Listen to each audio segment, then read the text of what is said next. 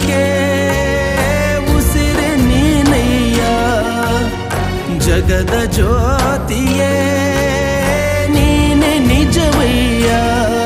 ಮಂತ್ರಾಲಯ ವಾಸ ಮಂತ್ರಾಕ್ಷತೆಯ ಅರಸ ಗುರು ರಾಘವೇಂದ್ರ ರಾಘವೇಂದ್ರ ರಾಘವೇಂದ್ರ ಗುರು ರಾಘವೇಂದ್ರ